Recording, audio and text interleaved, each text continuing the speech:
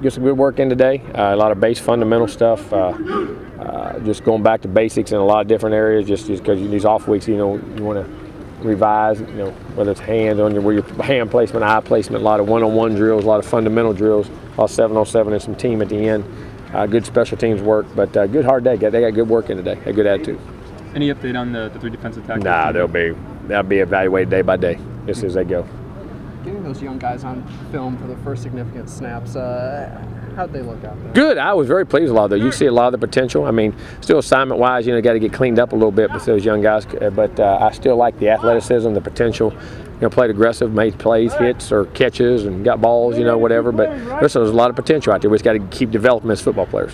Go ahead. How important are those first reps of those guys? Oh, you got to get out there and you got to get in that game and get it broke in, as they say. And it's really interesting to watch them how they handle that first time on the field. And I was very pleased with all. I don't think anybody shied away or was scared to get out there. Very comfortable when they got out there, and I thought played pretty well. He had a leg way out there for the first time since last spring. Just talk about having him back. Very athletic again. Looked very good. I mean, we'll bring him along here as we go as quickly as he can go. But we got a little plan for him. But it was very good to see him out. He's worked very hard to get back out. It was great to see him. Encouraging what you saw. Oh, very encouraging. Extremely encouraging. He wouldn't have been out there, or he wouldn't have been out there at all. He'd been kind of that way in his workouts, off the side. So very encouraging. Encouraging enough to say, all right, well, he's a legitimate guy to play against Clemson. I don't know that. It's his first day out of it. We got to see how it reacts. If if there's a lot of soreness, if there's any swelling, you know what I mean. But don't anticipate any. But you just gotta wait and see. How did Derrick Mitchell look? You've gotten to see him for 2 games. I think Derrick Mitchell's playing as good as anybody we got up front. I think Derrick's doing a great job. I think he's really emerging into a very good football player. And before it was nothing but health. You know what I mean? He's just now healthy and he knows what to do, and I think he's playing really well. So the confidence level is pretty high if he has to be the starter again? Oh, in a heartbeat. He's playing as good as anybody. I mean, he's played a lot of ball and doing a really good job. Played almost the whole game the other day. Probably played the best of any front guy we have. How encouraging is that for you? I mean, for you to see guys who, like you said, has had some health issues for him to finally, kind of get Well, in the old days, before y'all would shoot them if they weren't All-Americans at the time they're sophomores, that's when everybody played when you're a redshirt junior. I mean, you go back to the stories. I mean, that's the time. If everything's laid out. I mean, ideally, I like playing all these young guys, but in a perfect world, I liked it in the old days too. When you got those guys that they knew what to do, when they get out there, they've been through a lot of battles, and not just on the field, but in practice. Fought through a lot of stuff, fought through some adversity, and that's very encouraging. I'm very happy for him. You see the nutrition staff out there each and every day. How important is what they do to this? It is good. The energy, the mindset, and it helps them in class. Replenishing, refurbishing their bodies to get them to when they go to class, study at night, all those things, and they do she's doing a great job. I mean, tremendous job. Speaking of the defensive tackles, you got some look at Derrick and Dottie out there. Just first impressions of hitting. I was very pleased with Noddy. I think Noddy's got a great future, and I think he can help us here pretty quickly. I like what I saw. Big, strong, athletic, stayed disciplined in what he did. I like what I saw. Bunch. As a team that practices at the pace you guys practice at, what does it do when you don't have when you're so thin on defensive line in practice? How do you? Well, adjust? we're really not though. We still had plenty of reps. You still had Desmond. I thought Christmas did a nice job. You had Noddy. I mean, you had Derrick Mitchell in the game. With all those guys, we got plenty of bodies in there, and that was just more quality reps for them, and we get to evaluate them. Going back and looking at film, how well did Derrick Mitchell actually play? Really well. Probably played the best of anybody up front, and has in the last game he didn't get as many reps, but Derrick has played as solidly as anybody. Do you feel like he's kind of, Oh, I feel he's like a starter. I mean, you can put him in the game, feel very comfortable about what he's doing and how he's doing it, and very pleased with him. Extremely. He's maybe a little bit. It looked like Maven Saunders. Usually yours are. Yeah. It looks like Maven Saunders has been working out with wide receivers. Is that just to get him some more tests with hands, or? Yeah, he's playing tight end. Oh yeah. Look, it seems like he's doing running routes, catching some balls during practice or whatever. I didn't know if you guys warned him. No, when we warm up, we'll put all the skill guys there. If they're not involved in a special team, they'll go over and run fades, or you even see Pugh and those guys. You'll see those outside backers over there doing it. They'll do it to get loose and just to get balls. I mean, we do that with running backs, whoever else is over there. Just ball skills thing. Yep. Coach, can you talk about Lorenzo Featherston? I mean, he stepped in there today, taking first team reps. Lorenzo's going to be a heck of a player. I saw him. I loved him on special teams right now. He's going to be. He's a lot stronger than you think he is. He's very dynamic, electric, very fast twitch. I think we just get to keep playing him more and more. He's going to be a really good player, and I think before it's all over with this year, I think he'll have a chance to be a really good player. Hopefully.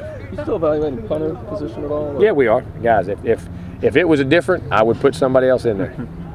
You got anybody? I knew you had. You got any problems at home? That's what I'd ask somebody. Everybody got debt. Everybody got things going on in their life. Why don't you just go erase it? Got anybody new out there to look at? No, they're all the guys have been punting from camp and through, and he's kicking the best. He's punting the best. The thing with him, I assume, is he's kicking it well in practice. He's kicking it very well. He's He's got to get it over the game, and got to get there. Or don't punt. That'd be nice. We only did once. I know. How did Jameis, looking at the film, how did he grade out? Super. I mean, he was 22 of 27, had 3 drop balls. One of them was a little touch pass in front, and one he missed, by a yard on a post route. I thought he was very sharp, very clean, good with his reads. Oh, he had a high throw in the flat. Take that back. High throw in the flat. But we got to continue just all the little things. That's why I push him and challenge him a lot. Just clock management, game management, tempo. Just so many little things that can really make a difference. And I know the competition wasn't what you'll see later on, but to score to end the half and to score to open the half. And to score the first 4 drives, you had the ball 8 times. You scored 7 drives. You scored the first 4 as touchdowns. I mean, you had 290 yards on 4 drives. I mean, I don't care if you're playing on air. That's hard to do. Right. I mean, it really is. And I was very proud of the efficiency of what we did. We mixed the ball. We ran it. We threw it. They were playing soft, trying not to give up big plays. We were making reads underneath, being patient. When the big plays come there, we took a shot at them.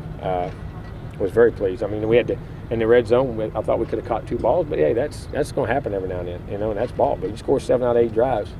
Very happy with what we did. Also good to see situationally, though, the 4-minute drill at the end of the half. 4 minutes, and we didn't start in it because we had to get to field position before you did it. Because basically, let's go 2 minutes. When you're backed up and go 2 minutes, and all of a sudden you go 3 and out, and you punt it, then all of a sudden they're taking the ball back. They get 2 minutes before the half, so you got to be careful. But I was very proud of how we handled our Mayday, what we call Mayday alert, and worked into it, and was very efficient in that.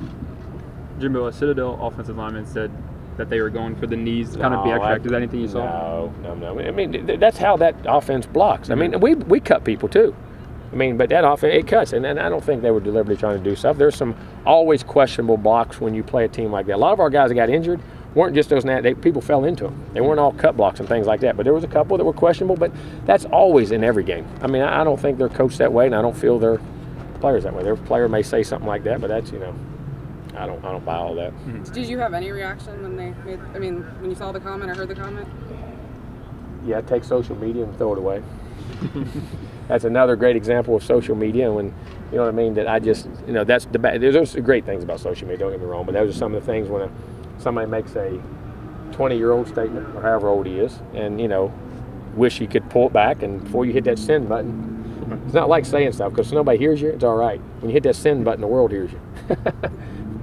Does it mean something to you? I think they just in the last hour sent a letter to our paper apologizing for that. No, I think their coach. I've talked to their coach, and he was, and we had a great conversation. I know they don't teach that, and I don't think that's indicative of their program. They got a great program, and things happen, and kids do things. I mean, that's what I say. If you hold a whole program hostage to what one young man says all the time, then it's like if you got 10 brothers and sisters, 9 guys, and one guy's a knucklehead, and he does something or says something, your whole family's that's not how they're coached and how they do. And they got a great program, and that's just one young man being a knucklehead. You guys know Clemson as well as anybody, but does the extra week of prep actually help? Oh, I think it does. Well, because the prep here, too, you get to watch more film, but sometimes you get to overthink things, too. Sometimes film, but what I like about the week is getting back to just getting fundamentally sound again, and it came at a good time because of our health. You know what I mean? That you don't, off weeks can be, you think they're at the right times before games, but this one turned out to be pretty good because of our health. It let some guys get healthy, get some other guys back, hopefully, and see where we go.